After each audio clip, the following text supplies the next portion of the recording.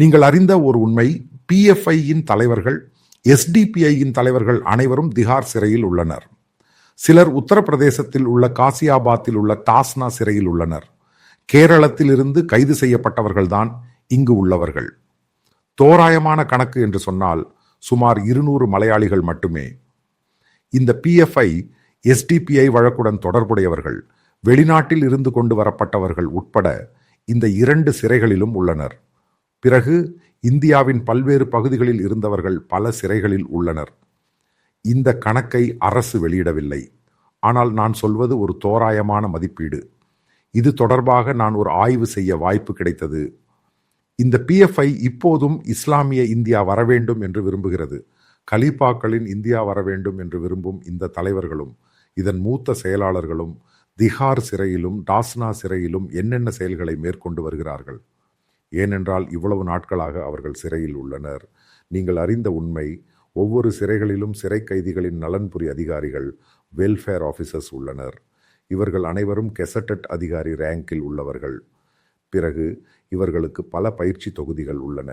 இந்த கைதிகளை சரி செய்து எடுக்க வேண்டும் எனும் திட்டத்துடன் இது தொடர்பாக இந்திய அரசின் ஒரு திட்டம் உள்ளது.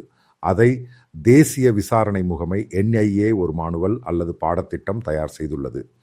டீரேடிகலைசேஷன், அதாவது இஸ்லாமிய டீரேடிகலைசேஷனின் ஒரு பகுதியாக நடத்தப்படும் பாடங்கள், பயிற்சிகள் மற்றும் நிகழ்ச்சிகள் இதில் உள்ளன. மற்றொரு பகுதியில் கிரண் பேடி முன்பு திஹார் சிறையின் DG ஆக இருந்த காலத்தில் அவர் கொண்டு வந்த ஒரு சீரமைப்பு உள்ளது.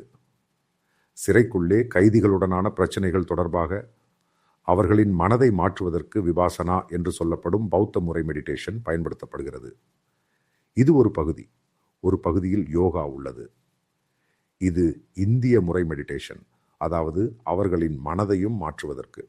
மற்றொரு பகுதியில் இவர்களுக்கு பயிற்சி தொகுதிகள் கொடுக்கப்பட்டுள்ளன. டீரெடிகலைசேஷனின் பாடத்திட்டத்தின் பகுதியாக இவர்களுக்கு என்னென்ன பாடங்கள் கற்பிக்கப்பட வேண்டும். எனக்கு சந்தேகம் இருந்தது, இவர்கள் இவற்றை செய்கிறார்களா என்று.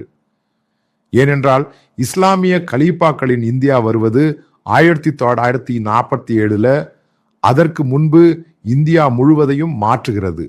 அதாவது இந்தியா முழுவதும் உள்ள இந்துக்களையும் அமித்ஷாவையும் சவால் விடுகிறது, பிரதம மந்திரியை சவால் விடுகிறது, இந்தியாவின் இந்துக்களை சவால் விடுகிறது, இந்தியாவை முழுமையாக மாற்றுவோம் என்று இவர்கள் வாக்குறுதி அளிக்கிறார்கள்.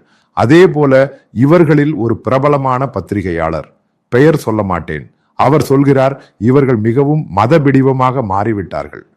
PFIயின் சித்தாந்தம் அவரை கைது செய்வதற்கு முன்பே அவருக்கு தெரிந்திருந்தது.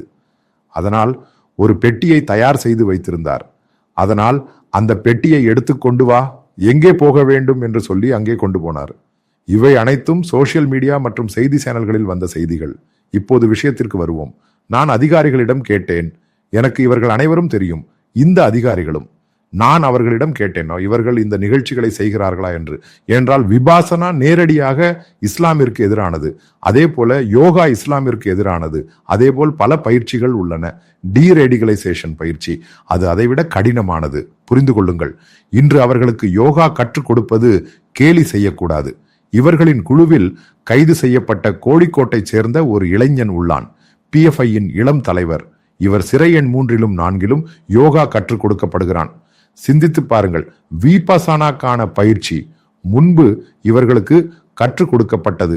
இவர்களின் பயிற்சி, இவர்கள் டிஸ்பிளே காட்டும் ஒரு நபர், இவை அனைத்தும் நடக்கிறது. இதை கேட்கும் SDPI காரர்கள் புரிந்து கொள்ளுங்கள், இது உங்களுக்கு தெரியாததாக இருக்கலாம் அங்கு என்ன நடக்கிறது என்று. ஒரு பத்திரிகையாளராக எனக்கு இது ஆர்வமானது. இவர்கள் என்ன இவ்வளவு வருடங்களாக அங்கு செய்கிறார்கள்? அதாவது இப்போது அங்கு சென்றவர்களுக்கு எந்த முன்னேற்றமும் இல்லை. அது அவர்கள் செய்யும் நிகழ்ச்சிகள் தான். அவர்கள் முதலில் கற்றுக் கொடுப்பார்கள் இதை. முதலில் இவர்கள் மிகவும் எதிர்ப்பு தெரிவித்தனர். பிறகு இந்த யோகாவினுடைய டிஸ்பிளே காட்டுவது ஒரு PFI தலைவர். அவருக்கு அந்த இளைஞன் பெரும் உத்வேகத்துடன் இதை பின்பற்றினான். கேரள மாநில தலைவர் உள்ளார், அவன்தான் யோகா பயிற்சி விபாசனா. வேறொருவன் அவன்தான் அங்கு காட்டிக் கொடுக்கிறான். சில நாட்களிலே டீரேடிகலைசேஷன், அதாவது இங்குள்ள ரேடிகள் இஸ்லாமிய நம்பிக்கையாளர்களை மாற்றுவதற்காக. ஏனென்றால் அதன் கோர்ஸ் மானுவல் முதலில் அவர்களுக்கு கற்றுக் கொடுக்கப்படும். மக்களை ட்ரெயின் செய்வார்கள். அதன் பிறகு அதற்குள் முழுமையாக PFI காரர்கள், SDPI காரர்கள் மட்டுமே இப்போது உள்ளனர். ஏனென்றால் மற்றவர்கள் பல சிறைகளுக்கு மாற்றப்பட்டனர். அதற்கு இவர்களுக்கு பயிற்சியாக கொடுக்கப்படுவது. இவர்கள் சொல்வது, இந்தியா என்றால் என்ன, ஆண்டி இஸ்லாம் என்றால் என்ன, ஆண்டி ரேடிகள் இஸ்லாம் என்றால் என்ன, ISIS என்றால் என்ன, அவர்கள் எதை குறிக்கிறார்கள், இவை பற்றி வகுப்புகள் எடுத்து கொடுக்கப்படுகின்றன. அதாவது இப்போது இந்த PFI காரர்களுக்கு கற்பிக்கப்படுகிறது. சிந்தித்து பாருங்கள். நான் சொன்னேன், இந்தியா என்றால் ஒரு வாழைப்பழ குடியரசு அல்ல. இவனின் நிலை எங்கே போனது என்று யோசியுங்கள். ஆனால் இந்தியா என்று சொல்லப்படும் இந்த மகத்தான நாடு அனைவரையும் உள்ளடக்கிய ஒரு நாடு. இப்போது நோன்பு காலம். இவர்களுக்கு நோன்பு வைக்கவும் நோன்பு திறக்கவும் தனியிடம் கொடுக்கப்பட்டுள்ளது. ஏனென்றால் மற்றவர்கள் இங்கு தொந்தரவு செய்யக்கூடாது. ஆனால் சிறை வாழ்க்கைதான். நீங்கள் புரிந்து கொள்ளுங்கள், சிறைக்குள் இவர்களின் மனதை மாற்றி எடுக்க வேண்டும். இல்லையெனில் இவர்கள் மீண்டும் பிரச்சனைக்காரர்களாகி விடுவார்கள். அதற்கிடையில் தொடக்கத்தில் வேறொரு சம்பவம் நடந்தது. இதனுடன் தொடர்புபடுத்தி ஒவ்வொன்றை புரிந்து கொள்ளும் போதுதான் விஷயங்கள் பிடிக்கத் தொடங்குகின்றன. இதற்குள் போன ஆட்கள் அங்கு இருந்தனர். அவர்களை ரேடிகள் இஸ்லாத்திற்குள் கொண்டு வர முயற்சித்தனர். அதோடு இவர்களை அங்கு ஷேட்டர் செய்தனர். ஏனென்றால் ஒன்றாக சேர்ந்திருந்தனர். என்ன பிரச்சனை? ஷார்டர் செய்து இந்த நேரத்திற்காக மட்டும் ஸ்ட்ரிக்டாக சிறையின் மானுவல்கள் முழுவதும் பின்பற்றப்பட வேண்டும். அதாவது இது வந்திருக்க வேண்டும், இது இத்தனை மணிக்கு இது எண்ணிக்கைப்படுத்தப்பட வேண்டும். இந்த சொல்லப்படும் பயிற்சிகளும் யோகாவும் செய்யப்பட வேண்டும். வகுப்பில் பங்கேற்க வேண்டும், மரியாதைக்கு போக வேண்டும். அதற்கு பிறகு அங்கு குழப்பம் உண்டாக்க முயற்சித்து சில ஆட்கள் அவர்களை மிக குரூரமாக ரிமாண்ட் செய்யப்பட்ட குற்றவாளிகளுடன் சேர்த்து பிடித்து வைத்தனர். 4 நாட்கள் கழித்து அவர்களுக்கு குரூரம் மாறி மிகவும் அமைதியாகினர். ஏனென்றால் சிறை அதிகாரிகளுக்கு தெரியும், இவர்கள் காஷ்மீரில் இருந்து வந்த தீவிரவாதிகளை பிடித்து அவர்களை எப்படி அடக்குவார்கள். இவர்கள் இடையில இந்த PFI என்று சொன்னால் அவர்கள் என்ன செய்வார்கள்? அவர்களின் அருகில் அதை அடக்கி தூரத்தில் தள்ளி விடுவார்கள். எனக்கு தெரியும், இந்த காஷ்மீர் தீவிரவாதிகளுடன் அவர்கள் பேசுவார்கள். அது அவ்வளவு ஹார்ட்கோர் சம்பவம். அவனை புல்லை போல ஒடித்து மடக்குபவர்கள். அதுக்கிடையில PFI என்ன செய்ய முடியும்? சிறையில் வாழ்க்கை எப்படி? அவர்களின் வாழ்க்கையை பற்றியதுதான் பேசப்பட்டது. தாஸ்னா சிறைதான். அங்கு யோகி ஆட்சி செய்கிறார். அங்கிருந்தால் இதைவிட கஷ்டமானது. கிட்டத்தட்ட பாதி RSS காரர்களாக மாறிவிட்டதாக ஒரு சிறை அதிகாரி சொன்னார். எங்கே? இந்த டாஸ்னா சிறையில. அந்த முறையில் பாதி காவி உடையும் கொடுத்து ஒரு சந்நியாசி முறையில் வாழ்க்கை. இதன் எல்லாவற்றிற்கும் தேவை இருந்ததா உங்களுக்கு? இந்தியா என்று சொல்லப்படும் மகத்தான நாட்டை பற்றி தெரியாது. மദ്രസാவில் மட்டுமே படித்திருக்கிறார்கள். அதுதான் மிகப்பெரிய சம்பவம் என்று நினைத்தார்கள். இதற்குள் கல்வி கற்ற PFI காரர்கள் உள்ளனர். அவனின் நிலை கிட்டத்தட்ட தலையில் புரியாத வகையில் மாறிவிட்டது. ஏனென்றால் இந்த வகுப்புகளும் கோர்ஸுகளும் அனைத்தும் சேர்ந்து வாழ்க்கைதான் வேண்டாம் என்ற நிலைக்கு மாறிவிட்டது. பல ஆட்களை இந்த அவர்களின் ட்ரைனிங் கவுன்சிலர்களிடம் சொல்வது அவர்களின் வாழ்க்கை முழுமையாக ஷேட்டர் ஆகிவிட்டது.